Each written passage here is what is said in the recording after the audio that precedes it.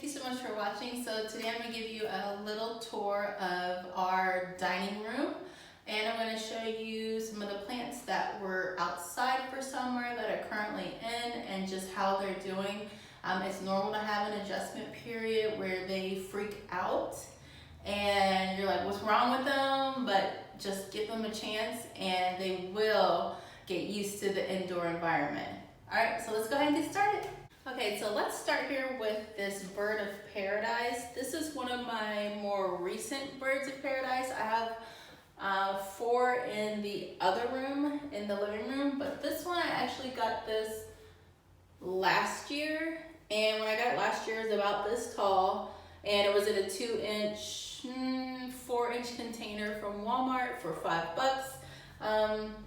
The thing I want to express about bird of paradise is that they grow really, really fast. So if you're gonna get one, just make sure that you have the ceiling height for them and then like the width. So like the leaves will start to come all the way out and then it will grow super tall, super fast. So just know that before you buy one and you have a small place. You don't want this to outgrow your home within a year or two, because that's kind of how fast they grow. Okay, so over here, this plant was actually outside and I ended up deciding to repot it and bring it indoors. The elephant ear plants are prone to spider mites, so I'm just hesitant to keep any plant with this leaf shape in my home and plant type in my home, because spider mites just seem to be so attracted to them. I don't know why. And then once it does get spider mites, it can be a lot to treat. And if you know anything about treating pests, it's not just a one and done spray type of treatment. So my next plants are up, and one thing that I'm doing different this year that I haven't done before is going vertical with my plants. I've got so many that are like taking up space on the floors or on tables and shelves that I wanted to squeeze in more plants, but also kind of give a different look and utilize that vertical space. So I've begun hanging shelves and hanging hooks to hang up the plants. So this plant right here, this is actually a Ripsalis, a Mistletoe Cactus.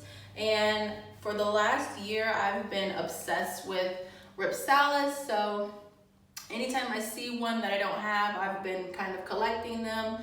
They grow at a decent rate indoors. Of course, if you have, the perfect conditions, it'll grow much faster. But this one has put on quite a bit of growth. I've probably had him for about a year now, and he was much smaller when I got him, but he's looking good. I'm happy with the growth that he has.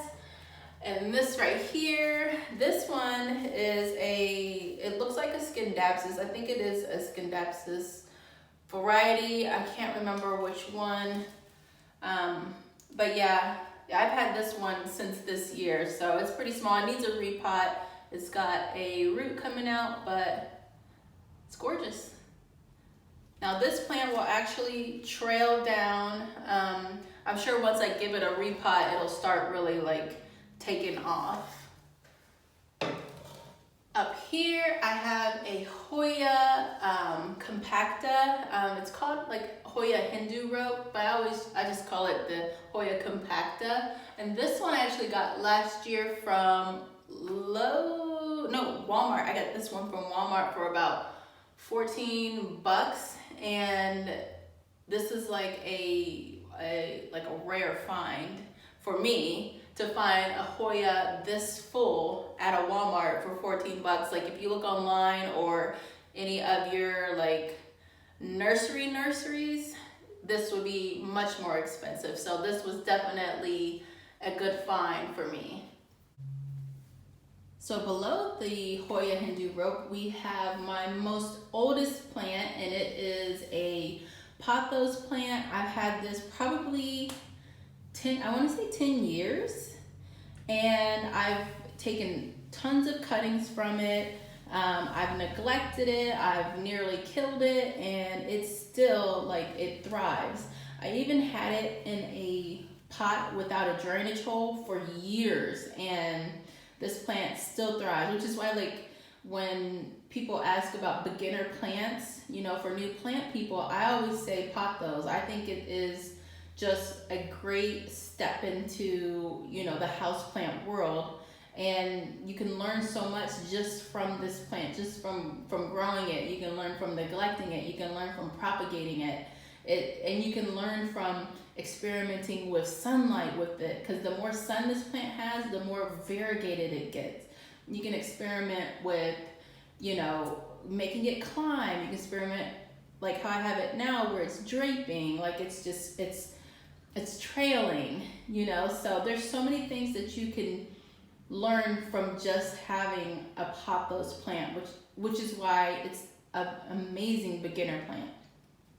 So let's move on to this table right here, right next to my amazing Pothos. And right here we have a Philodendron. I can't remember the exact variety, but this plant, I've had it probably about over 3 years now, and every leaf that's come out has been crinkly, has like just wrinkled.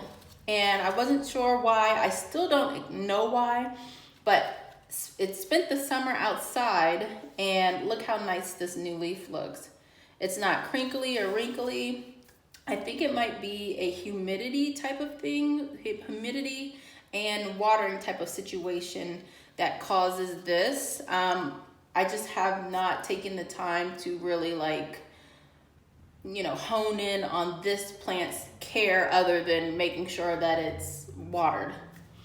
So over here is a Aglaonema variety. I'm not sure which one, but this plant is so gorgeous. I got this from Walmart. It was a clearance find.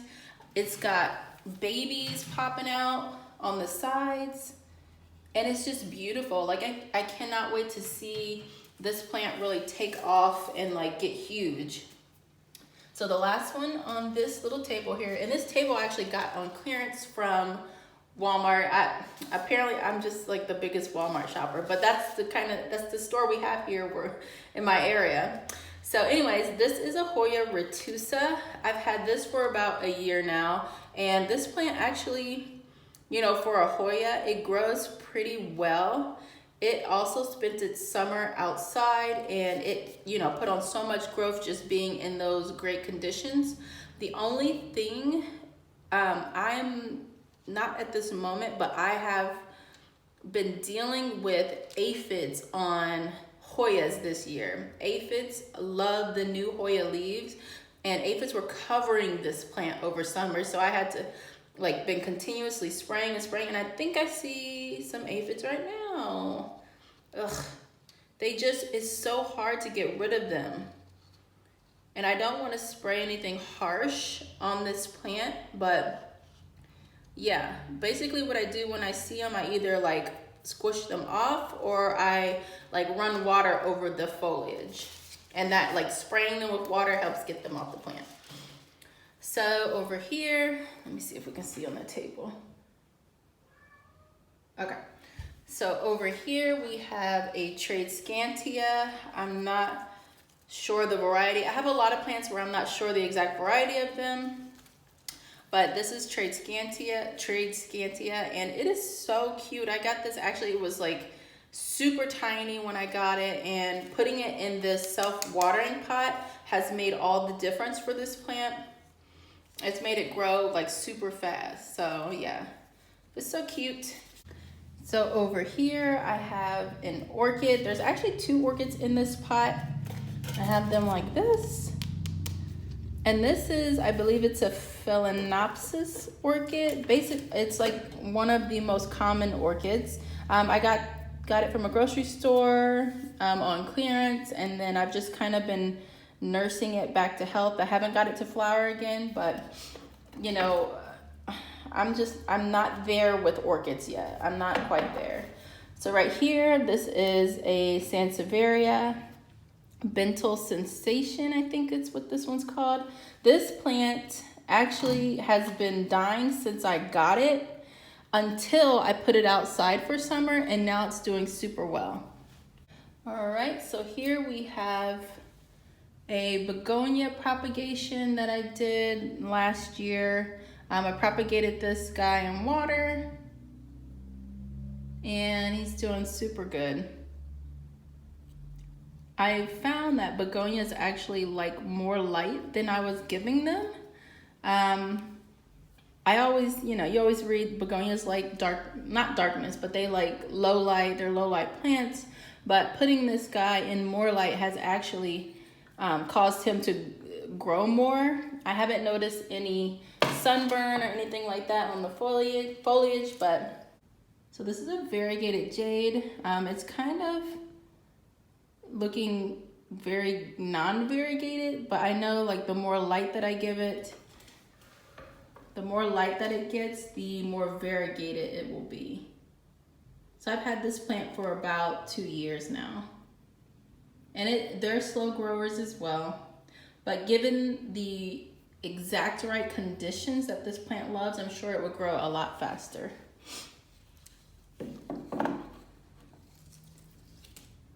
Get this out over here.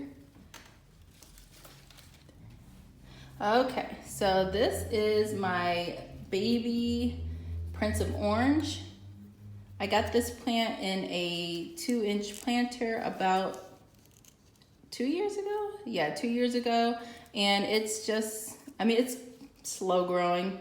I'll just say that. It grows slow for me, and the conditions I was keeping it in, it was not doing a ton, but actually putting it outside for summer, it's super happy. It's gotten so big, and I don't know why it's flopping around in this pot like this. I need to like replant it and kind of stabilize it, but yeah, it should not be doing this, guys. Your plant shouldn't be moving around like that. Yeah, sorry. All right, so put him back. Get you right there, buddy. Get in there. And then right here, I have this anthurium that I got last year from Kroger grocery store, and it actually has very dark foliage, which is why I like this so much. I have another anthurium right here that has, the lighter green foliage. So I thought this one was really cute to have the dark. So let's see if we can bring them up and compare them. So one has the dark foliage, one has the light. Both are gorgeous, by the way. But because I didn't have one that looked like this, I went ahead and got it. Plus it was in like a variety pack of plants. When you go to the grocery store and they have all those house plants like planted together and they don't make any sense as far as care. Like, they'll put a cactus in with a calathea and both have 2 different ways to care for them. Stuff like that. So it was in something like that, and I just brought it home. So let's move on down. So right here is I think this is the Prince Humphrey. I'm having a brain fart. This is the Prince Humphrey fly trap. Why couldn't I get that out? Fly trap. I don't know if it's exactly the Prince Humphrey, but I've had this for a full year now and have not killed it. The key is which I'm not even doing it right now, is keeping a tray of water. It likes that. And then making sure that it gets full sun or as bright a light as you can give it. They love light.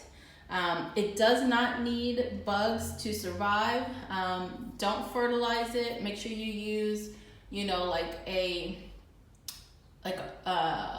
a distilled water. I use either rainwater or the water from the dehumidifier on this plant. It does not get water straight from the faucet. It does not like faucet water, guys. It's too good for that. It looks really nasty right now because he's like been eating bugs all summer. So he's got like leftover bugs and traps and things like that. So yuck. So I have 2 aloes over here. They look okay. They're doing okay. They spent the summer outside. They're very just like, here's your aloes. They're aloes. I have not used them for anything medicinal. I have in the past, but I would like to start using them for something, making some stuff and utilizing the aloe vera.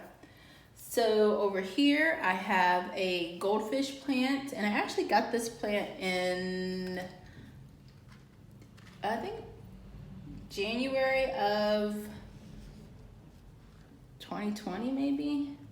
So it looks amazing. It's doing so well. Let me see if I can get you a good view of it. It's, come on. So there, you can see the foliage is dark. I don't know which variety this is. I have two of them. This one has dark foliage and the other one has like the normal green foliage that you typically see. But this plant is doing so well. So it actually likes to keep a moist soil. It prefers to be in a more humid condition, or I'm sorry, a humid area, humid conditions. To thrive, but for some reason it's doing super well for me. This room is not overly humid in any way, and it does like light. I would give it a bright light, kind of like how this room is super bright, especially over by the window. And then I just keep it watered whenever I see that the top of the soil is starting to get dry. I go ahead and give it a nice water. All right, so down here I've got a fiddle leaf fig that I actually took a cutting from my fig upstairs and then started that in water, and it rooted and it's doing amazing. That is a 1 year old cutting. Then I have an aglaonema over here. I think it's I'll put the name on the screen. I can't remember the exact variety. And then back here I have a neon pothos, and the same with the neon pothos. With the golden pothos, like they're super easy, great starter plants. The more light you give them, the brighter the foliage. You can propagate them super easy, prune them, trim them to your liking. You can have them trail, you can have them climb. Like they are really, really great plants for beginners. Over here is my decursiva, Rhaphidophora decursiva, looking beautiful.